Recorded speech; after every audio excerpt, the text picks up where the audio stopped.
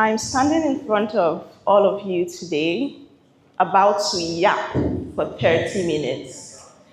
But you would not believe that there was a time in my life that I could not complete a sentence. Martha Christie Catholic Girls High School, Ikede, Ekiti, Ekiti State.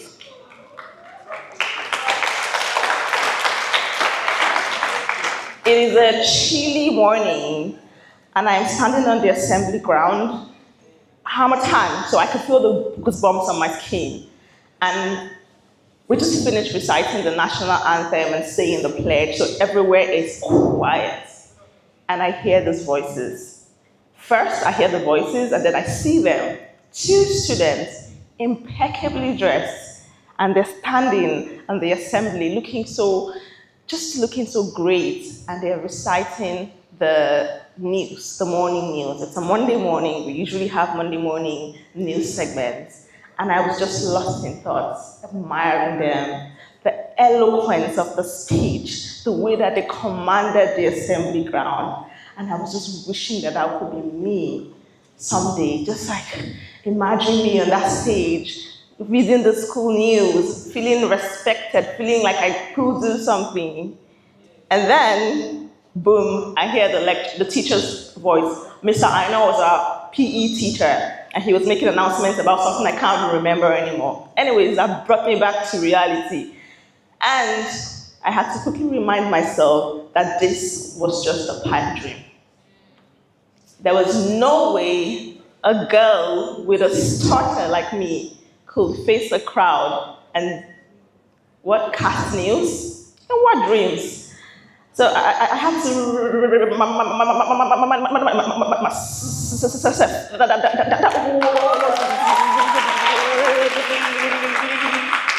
my place.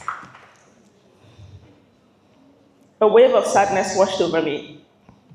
I was young, but certainly not too young to feel the weight of disappointment of a dream that I had just realized could never be realized.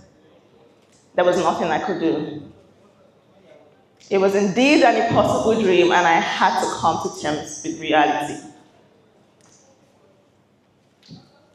For years after then, I continued to carry that desire in my heart.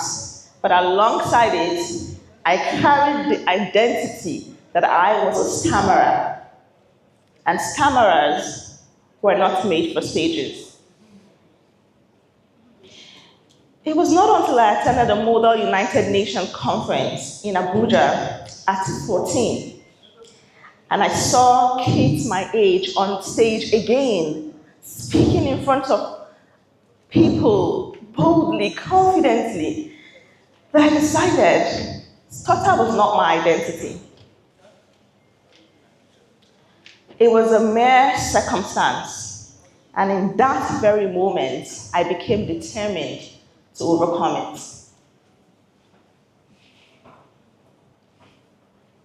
Some of you in this room today are taking mere circumstances, temporary circumstances, and you are making them your permanent identity. And it's costing you your voice. Your voice is the expression of your identity. And a diminished voice is a voice that is constrained by limiting definitions of self.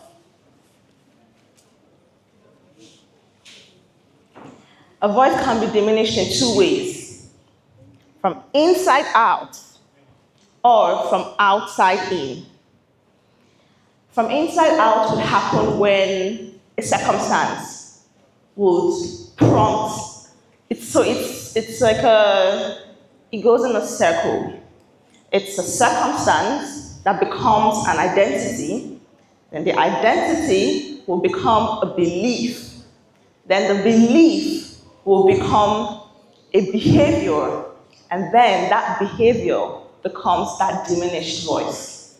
In my case, remember, the stutter was my circumstance, but then I am a stutterer became my identity. And then what happened? I am not good at speaking. That became my belief. And then what happens next is I avoid speaking. Now that became, the behavior. And then what happens? A voice that almost never made it to this stage today. How many of you can relate to that? But that is not the only way that the voice can be diminished. We also have the from outside in. This happens when people, or I would say society, gives you a limited definition of yourself or a false definition of yourself. And oftentimes, if these people are people that hold high places in our heart, like parents, like teachers, we tend to take what they say and run with it. I'll tell you another story. This time around, I was in the University of Port Harcourt studying industrial chemistry. This was like is that a bomb somewhere?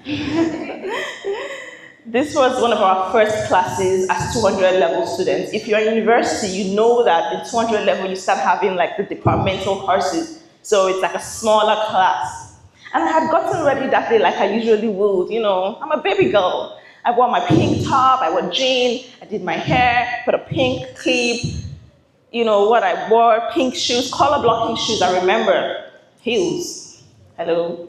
I had a color blocking purse, had my makeup done, I was going to class. So I sat down and this lecturer walked in, and the moment he walked in, he just pointed at me, you, stand up. I wished in all the languages I could wish in for the floor to open up and swallow me. And I stood up. Are you one of us? I said, yes, sir, this is my class. He just started laughing. You know that wicked, rapturous laughter. He said, are you sure like this? Look like one of those linguistics babes, so as if linguistics is not even a course. But this man spent 20 minutes picking me apart and just saying things about my appearance. And then he landed on, are you sure you can study chemistry like this? Chemistry is a hard course. So. Death by 1,000 comments. Did I mention that at the time I was 17?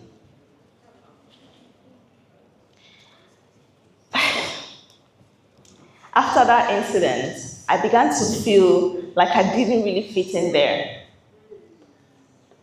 And so my attendance suffered. So did my grades.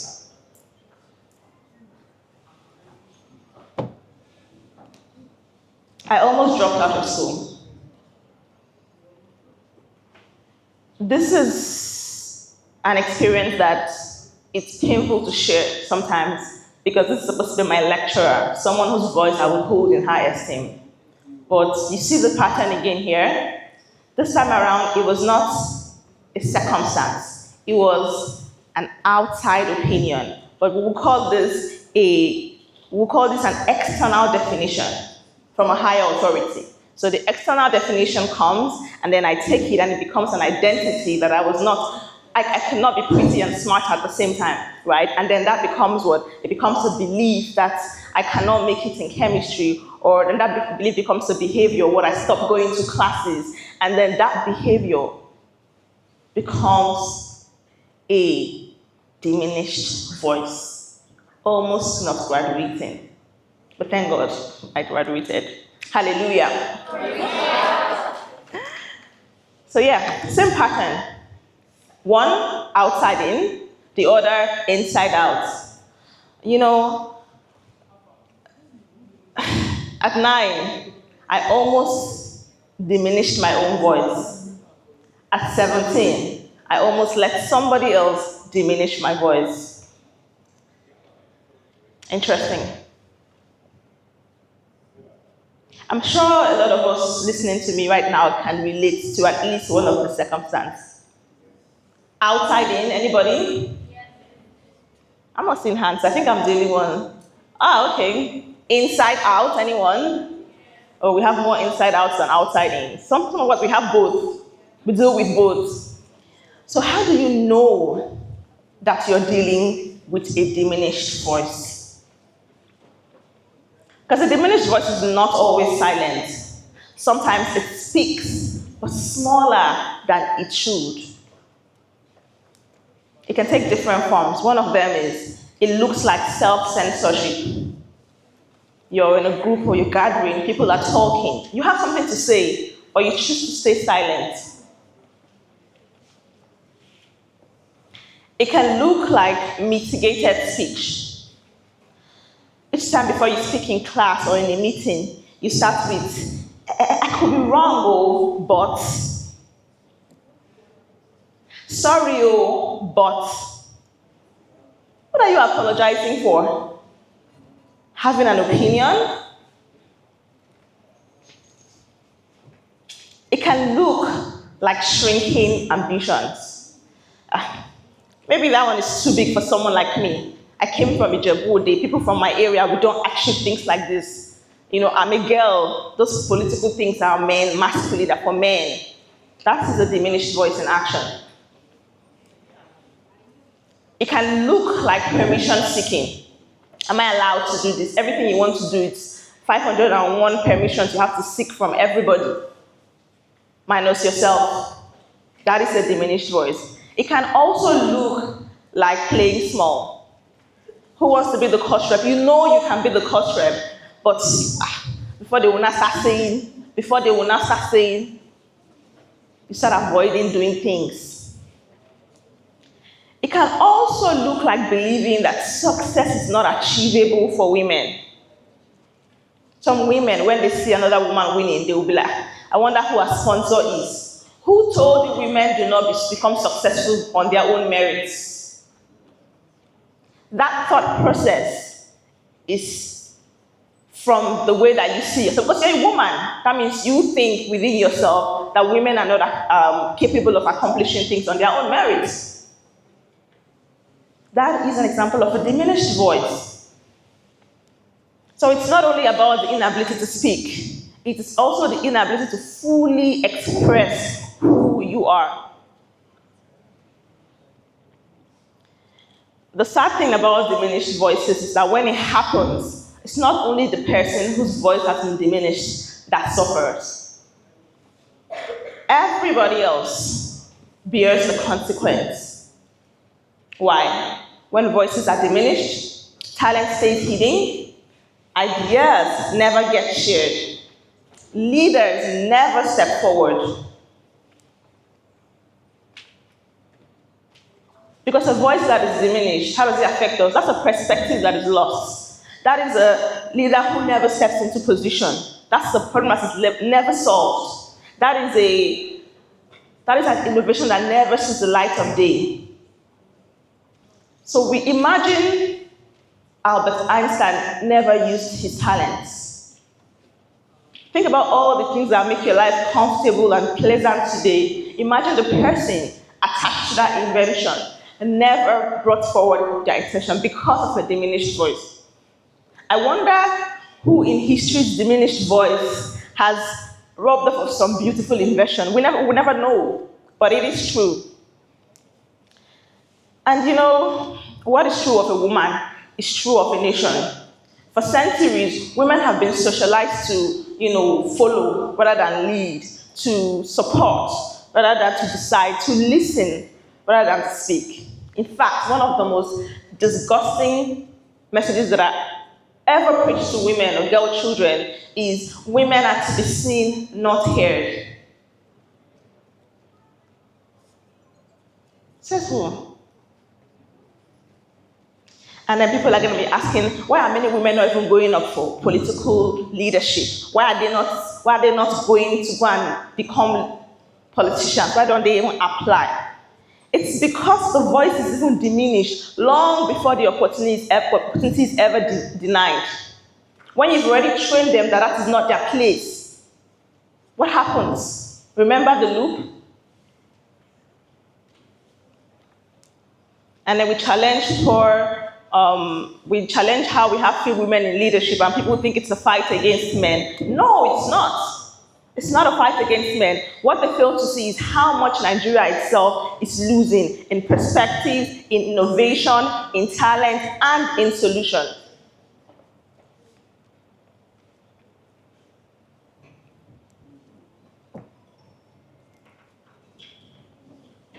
The greatest limitation placed on a woman was never ability. It was definition. When you change the definition, you change the outcome. So, how do you change the definition? How do you define yourself? I have a 6-step framework for it. I call it the define framework. This is the fun part. Who likes frameworks here? I love frameworks. They make me remember things. Yeah? Lovely.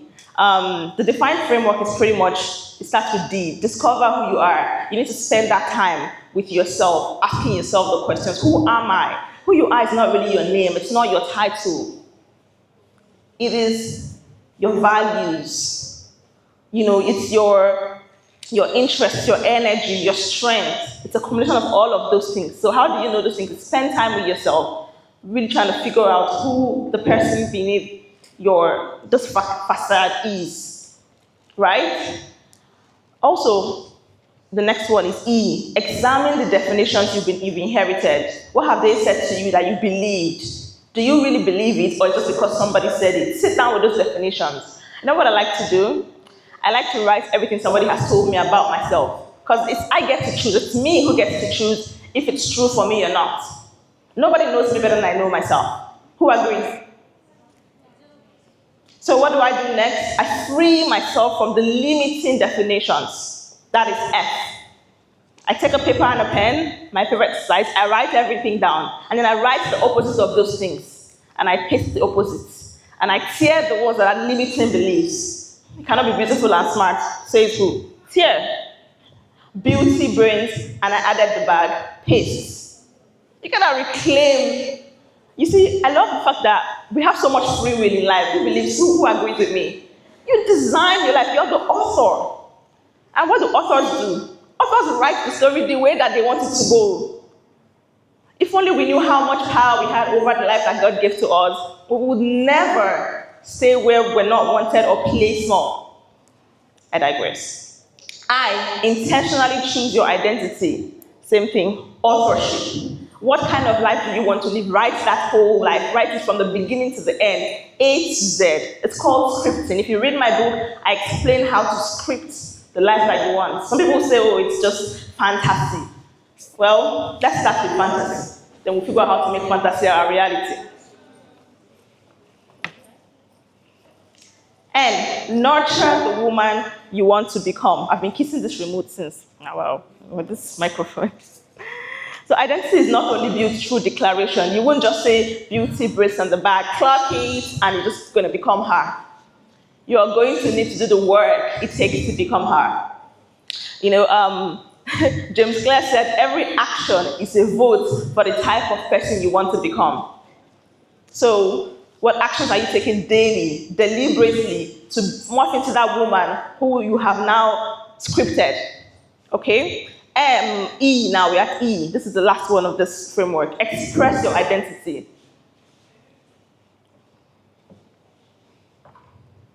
What is your voice? I said it earlier. Who caught it?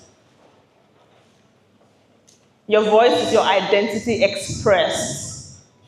Speak up. Use that voice. Stop staying hidden. Some of you like to hide under the table. Why? Let us see you. Let's feel your light.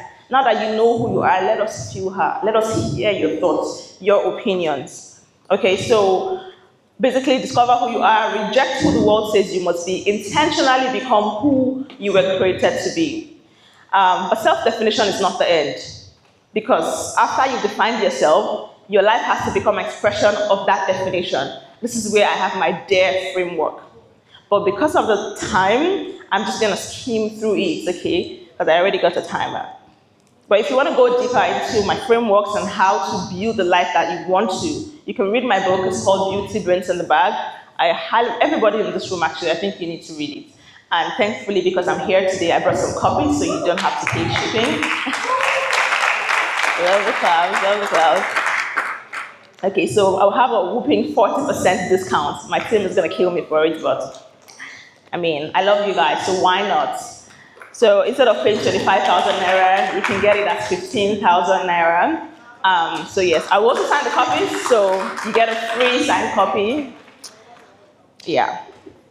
Okay, so now let's talk about the framework for the woman who is ready to become limitless, the DARE framework. It starts with D. Define who you are. We spoke about definition already, so you already know what to do to define who you are. So we'll move to the next one. Aspire to the life that definition makes possible. You've defined yourself to be this woman who is, a global speaker.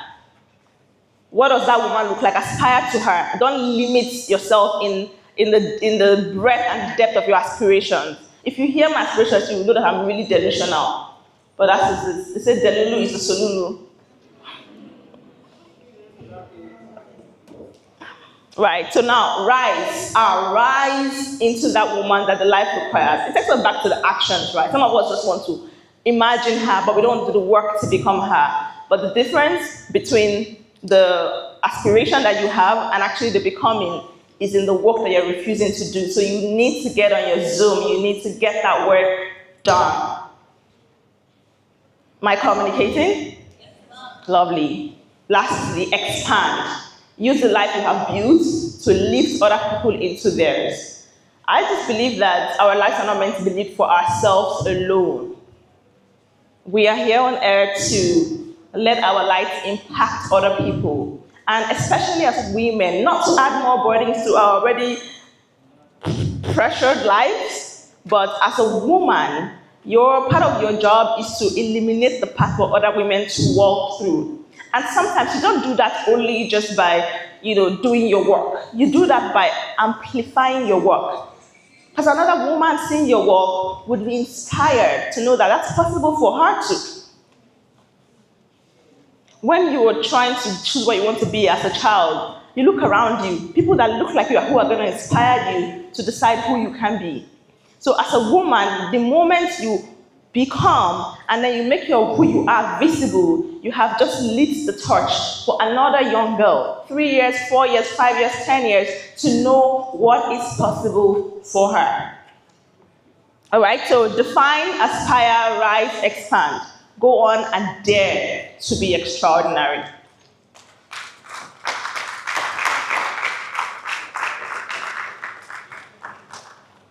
So I want to take you back to my assembly ground, that 9-year-old girl who had doomed herself to a life of being mute, and then to the 17-year-old girl who had almost resigned on ever becoming anything because some lecturer said so.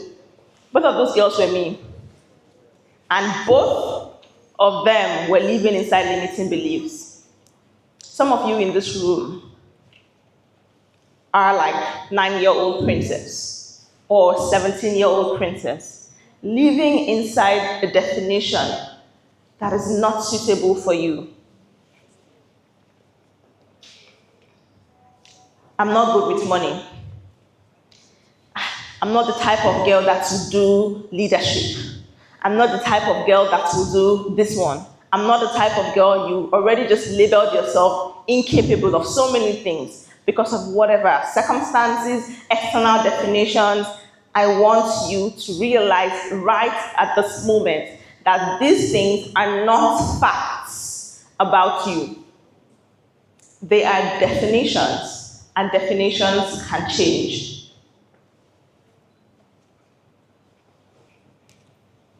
A diminished voice is the result of allowing the definitions, the world or temporary circumstances to define you.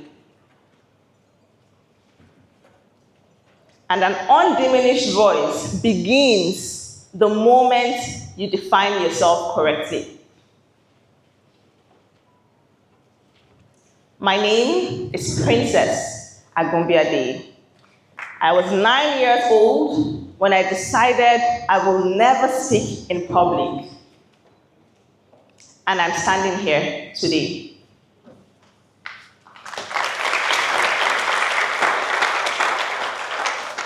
Now it's your turn.